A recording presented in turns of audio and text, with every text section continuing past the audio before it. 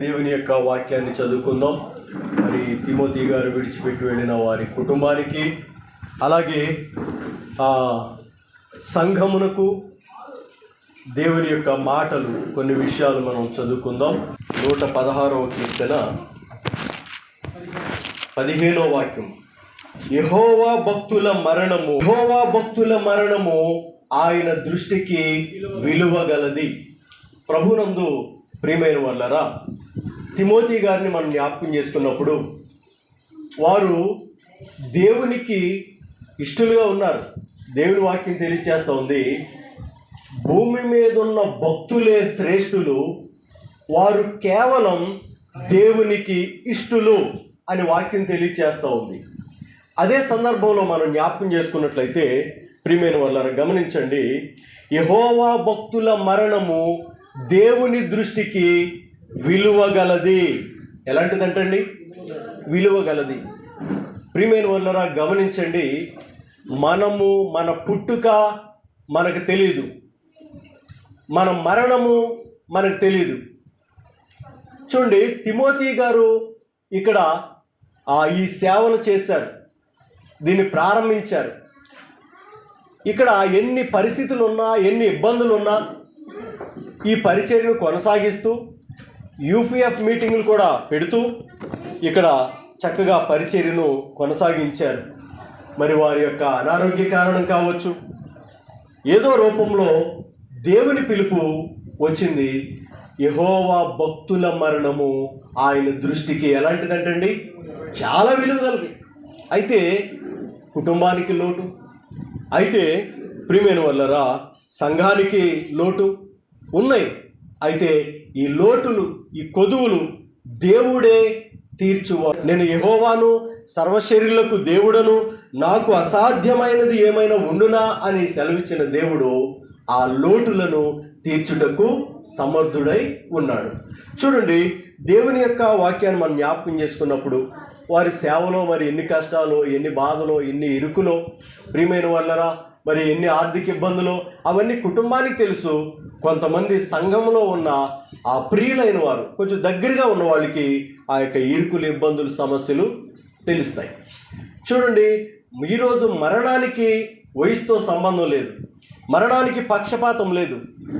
ఒకసారి మనం గమనించినట్లయితే రేగులగుంట ప్రాంతంలో పోయిన నెలలో జోసఫ్ అని చెప్పి ఒక సహోదరుడు, ఆయన సుమారు 38 సంవత్సరాలు ఆయన కూడా ఈ మధ్యకాల సమయంలో కన్నుమూయటం జరిగింది. ఏది ఏమైనప్పటికీ దేవుడు తోడుగా ఉన్నాడు, దేవుడు విడిచిపెట్టని వాడిగా ఉన్నాడు. దేవుడు మిమ్ములను, మీ సంఘాన్ని విడిచిపెట్టకుండా విమోచన దినం వరకు తప్పకుండా కాస్తాడని వాక్య వాగ్దానం బట్టి మీకు తెలియచేస్తున్నాను. నమ్మిన వారు దేవుని స్తోత్రం చెప్తారండి. మరొకసారి చెప్తామండి. ప్రియమైన వాళ్ళరా చూడండి, వాక్యాన్ని జ్ఞాపకం చేసుకున్నప్పుడు యెహోవా భక్తుల మరణం ఆయనకి ఇష్టమైంది, ఆయన పిలుచుకున్నాడు. అయితే దేవుడు మిమ్ములను విడిచిపెట్టాడు. దేవునికి మహిమ కలుగును గాక, దేవునికి స్తోత్రం కలుగును గాక.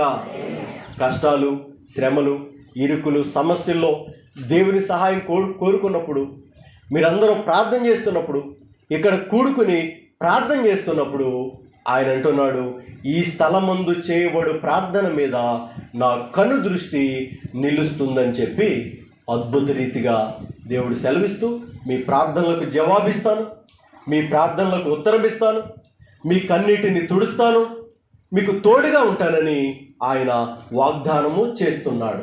వాగ్దానం చేసిన వాడు నమ్మదగిన వాడు, మాట ఇచ్చి మర్చిపోయేవాడు కాదు, మాట ఇచ్చి మాట గుర్తొస్తున్నా దాన్ని పక్కకు నెట్టేవాడు కాదు.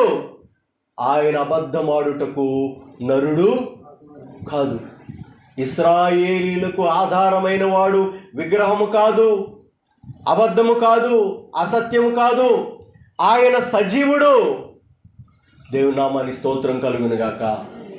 ఒక విషయం, 2-3 విషయాలు కూడా చెప్పి నేను ముగిస్తా. ఒకటి, మీ సేవకుల గురించి, సేవకుల కుటుంబం గురించి, వారికి దేవుని సహాయం ఉందని, సంఘానికి కూడా దేవుని ఆదరణ ఉందని ఒక మాట మాట్లాడుకున్నాం.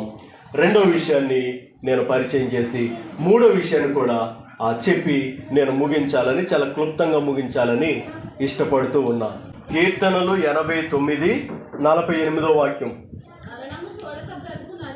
మరణము చూడక బ్రతుకు నరుడెవడు, పాతాళము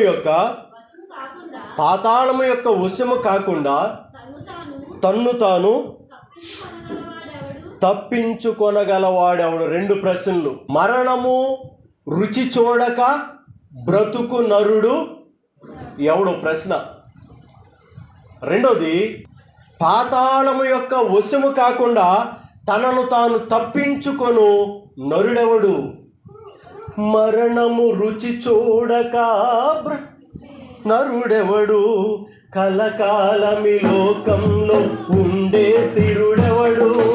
మరణము రుచి చూడక బ్రతికే నరుడెవడు, కలకాలమి లోకంలో ఉండే స్థిరుడెవడు. చిన్న పెద్ద తేడా లేదు మరణానికి, చిన్న పెద్ద తేడా లేదు మరణానికి. కుల మతాలు అడ్డం కాదు శ్మశానానికి, కుల మతాలు అడ్డం కాదు శ్మశానానికి. నీ జీవితం విలువైనది, నరులారా రండని సెలవైనది, దేవుని సెలవైనది. నీ జీవితం విలువైనది, నరులారా రండని సెలవైనది, దేవుని సెలవైనది. మరణము రుచి చూడక బ్రతుకు నరుడు ప్రశ్న. దానికి సమాధానం చెప్పుకోవాలి ఎవరైనా. ఇందిరాగాంధీయా, రాజీవ్ గాంధీయా, ఎన్టీ రామారావా, వైఎస్ఆర్ గారా, ఎవరండి? ఎవరు? కృష్ణ గారా? ఎవరు? విజయ నిర్మల? వీళ్ళందరూ నమ్ముకుంటాం కదా మనం, వాళ్ళకే దిక్కు లేదు. ప్రియమైన వాళ్ళరా, చూడండి, దేవుని వాక్యం తెలియచేస్తూ ఉంది. దైవ సేవకుల్లోకి వస్తే గొప్ప గొప్ప గనులు చనిపోయారు, విశ్వాసుల్లోకి వస్తే మంచి పరిచారకులు చనిపోయారు.